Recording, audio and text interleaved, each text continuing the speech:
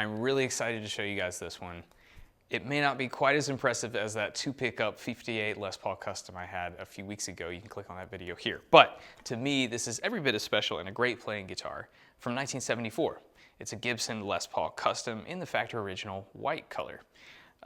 So yeah, I typically stock guitars from the 1950s and 1960s for my shop true vintage guitar because that's the time period that I love. For Gibson and for Fender guitars, kind of what I seem to see as their golden era, the 50s primarily and also in the 1960s.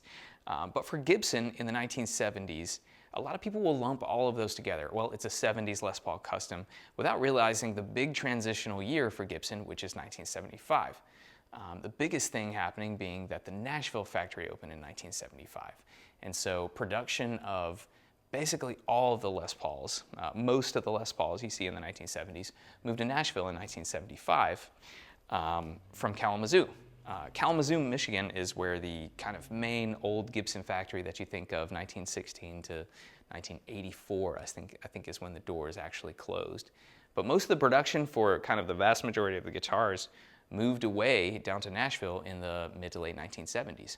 So not all 1970s Les Paul Customs are equal, especially the ones that were made in the Kalamazoo factory, like this one. And we verified that with the pot codes, 1974 codes, but also on the Kalamazoo guitars, you'll see they'll have the 3-piece mahogany neck.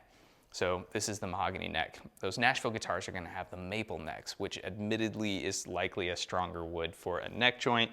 But for me, as someone who loves old Gibson guitars, it just doesn't feel right. You know, maple necks are for Fender guitars. And so I love the mahogany necks, and this is a great example of that. And you see a lot of those white Les Paul Customs, the clear coat will amber to that kind of banana yellow color. It gives the white kind of this kind of creamy custard look. This one's actually pretty well preserved, so not quite as banana custardy as kind of the majority of the white Les Paul Customs. And not only that, it's also weighing in at about 9.8 pounds. So it's a heavier guitar, but as far as 70s Les Paul Customs go, it's on the lighter end. You know, most of those will be 10.5 up to 11. So 9.8, a pretty good weight, especially for a 70s Les Paul Custom.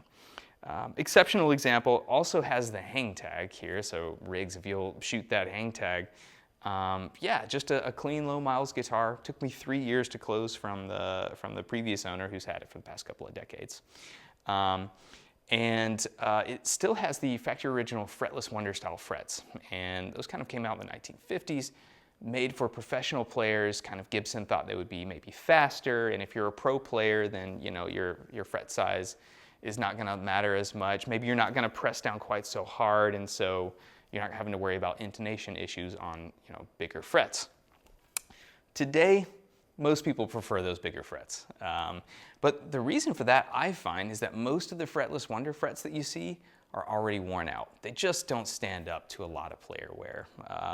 So once they get a lot of miles on them, they're just not fun to play. But this one is pretty low miles, hadn't been played that much, and so the fretless Wonder frets are actually in pretty good shape. I think you'd enjoy playing it. So I called in Riggs to play it for us, show us how it sounds.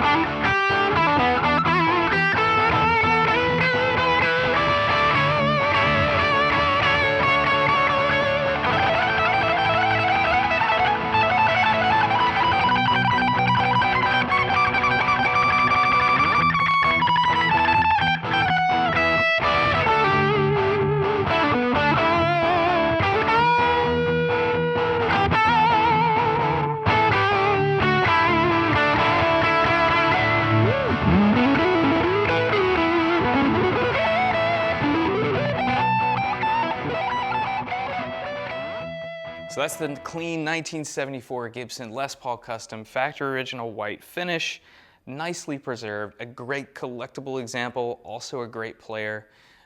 So I think it will suit both of those needs for most people. My name is John. My shop's called True Vintage Guitar here in Birmingham, Alabama. If this one is still available, there's going to be a link down in the description, or you can check out the rest of the inventory at truevintageguitar.com. There's another link down there. This is the kind of guitars we like, clean Kalamazoo made Gibson guitars. So if you have something like that and you're considering selling, there's also a link below if you want to reach out to me. I'd love to take a look at it. If I'm not the buyer, I might have a good buyer for you in mind. So yeah, if you like watching videos on vintage guitars, we'd love to have you subscribe. Hit subscribe now if you'd like to see some more. We're doing about 2 a week. I'm always trying to source the cleanest, nicest examples of vintage Gibson, Fender, and Martin guitars. Thanks for watching.